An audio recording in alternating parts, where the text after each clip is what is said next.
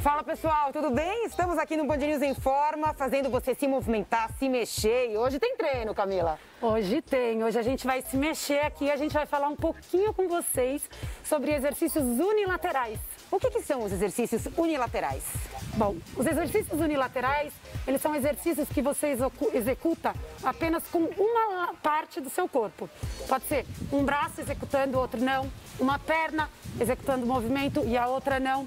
Diferentemente, por exemplo, de quando a gente faz um agachamento, que a gente faz o movimento do agachamento com as duas pernas juntas, né? Então a gente vai falar um pouquinho sobre eles. E para que eles servem, Camila? Eles servem inclusive para a gente perceber que tem ali um lado que sempre está um pouquinho menos forte do que o outro. Como é que a gente equilibra isso e como é que esse treino isolado ele pode ajudar? Esse treino unilateral ele pode ajudar? Na verdade, Renata, as pessoas muitas vezes acham que o treino unilateral serve só para reequilibrar as forças. Só que tem muitos casos que a gente não quer reequilibrar essas forças, né? Ou para que reequilibrar essas forças, né? Então a gente gosta de trabalhar hoje, a gente tem trabalhado muito unilateral, por quê? Porque a maior parte dos esportes, das atividades que a gente pratica, elas são unilaterais. Se a gente for pensar que a gente caminha, que a gente corre, que a gente não caminha com os dois pés juntos, a gente não corre com os dois pés juntos, a gente não chuta com os dois pés juntos, a gente não dá uma cortada no vôlei com os dois pés juntos, né? Então, muitos esportes, muitas atividades que a gente pratica, elas são sim unilaterais, né? E agora, por que a gente treina sempre, ou tem muita gente que treina sempre igual? Então a gente tem desenvolvido isso, é uma coisa muito bacana e a gente sim usa desses exercícios unilaterais, muitas vezes para corrigir uma postura, né? Para corrigir um desequilíbrio que a gente tenha. Agora, tem vezes que a gente também faz esse tipo de trabalho unilateral para corrigir alguma lesão, para corrigir algum tipo de movimento errado que a gente tenha. E isso não é terrível. Você veja, por exemplo, os tenistas.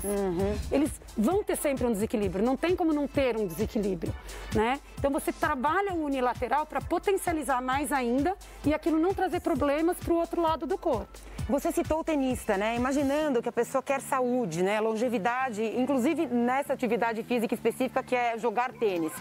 É importante que ele faça exercícios também, então se ele é destro, ele vai fazer exercícios para a mão esquerda, para o braço esquerdo, para desenvolver esse lado esquerdo do corpo, para tentar compensar tudo que ele usa ali repetidas vezes do lado direito? Na verdade, ele não vai compensar da mesma maneira. Ele vai ter sempre essa diferença. Ele só tem que ser administrado esse desequilíbrio, por quê? Para que não traga lesões e para que ele renda cada vez mais daquele lado.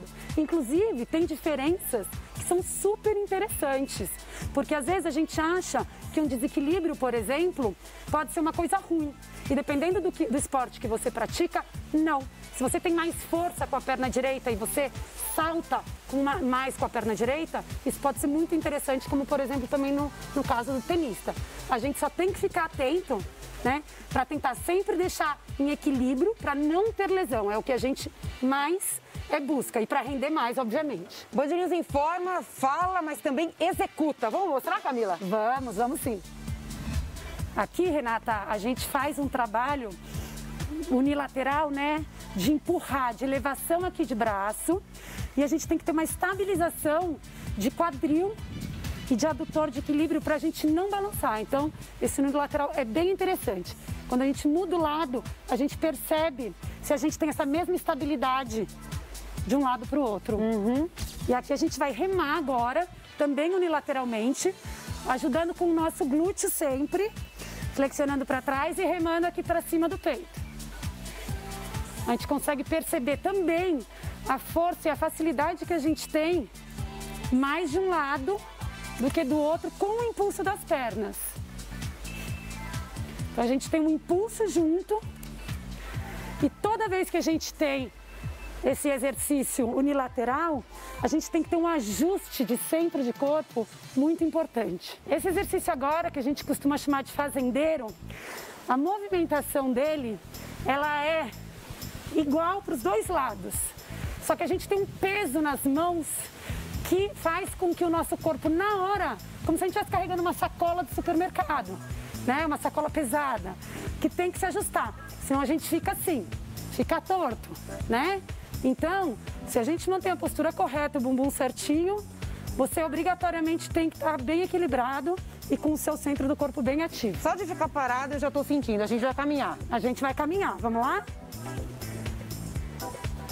Ó, é legal fazer assim um de frente pro outro e o seu amigo não pode estar igual a Torre de Pisa. Não pode estar assim, tem que estar retinho, pra cima, peito alto. Para você perceber, né, que não está em Torre de Pisa, o lado oposto do peso que você está carregando, coloca a mão. O lado do peso a gente está mais tranquilo. O nosso tronco faz um processo compensatório de força. Então a gente deixa o pezinho do outro lado, sente, anda e ele se reequilibra. Pega bem, né? Pega bastante. E a gente pode potencializar ainda isso aqui, Renata, colocando um outro peso nas mãos. Vamos lá? E para que serve isso, Camila? O que muda? Bom, primeiro que a gente tem uma sobrecarga a mais aqui, né? E na hora que a gente já sobe, a gente percebe que o nosso corpo, a gente coloca o nosso centro de gravidade, ele muda de novo. A gente tem um peso lá em cima e ele te desequilibra. Então você tem que fazer mais força no centro do corpo, no glúteo, para conseguir andar e não balançar.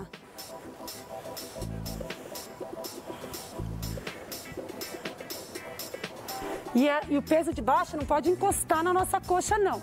Não é sacola, sabe sacola de compra? Não. Ali. Tem que estar afastado da perna. Isso, pensa que é sacola de vinho, que aí você toma bastante cuidado. Isso. É isso. Muito legal.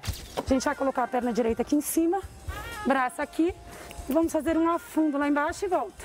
1, 2, isso. E a gente sempre, quando a gente faz unilateral, a gente percebe a diferença que a gente tem de um lado para o outro, né? Se uma perna a gente cansa mais antes do que outra, e aí a gente vai sentindo tanto a força como a resistência muscular também. Mas a gente tem que fazer o mesmo número de repetições, independentemente se tem mais força em uma perna ou na outra. Depende, Renata. A gente trabalha, às vezes, com repetições variadas se a gente está precisando reequilibrar isso. Então, por exemplo, se a gente tem uma perna onde consegue fazer, que nem, por exemplo, esse exercício, eu consigo fazer 16 com a perna direita, com a perna esquerda eu só consigo fazer 13. A gente tem que entender o que está acontecendo. Se isso é porque é mais fraca, porque está se recuperando de uma lesão, né? Ou porque eu pratico algum esporte onde eu uso mais dessa perna mesmo. E não necessariamente a perna que é mais fina é a mais fraca do que a mais grossa.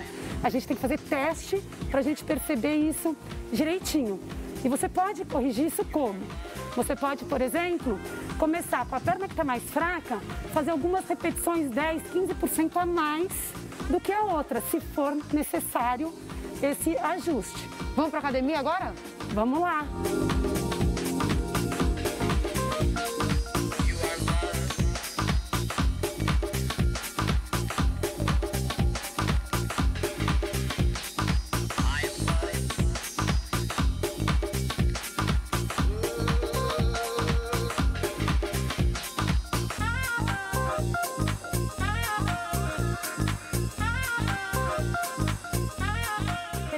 Lateral feito, explicado. Vamos embora, Camila. Sim, ticado da planilha de treino. Mas não deixa de fazer, não, que vale muito a pena. Band News Informa, fazendo você se mexer.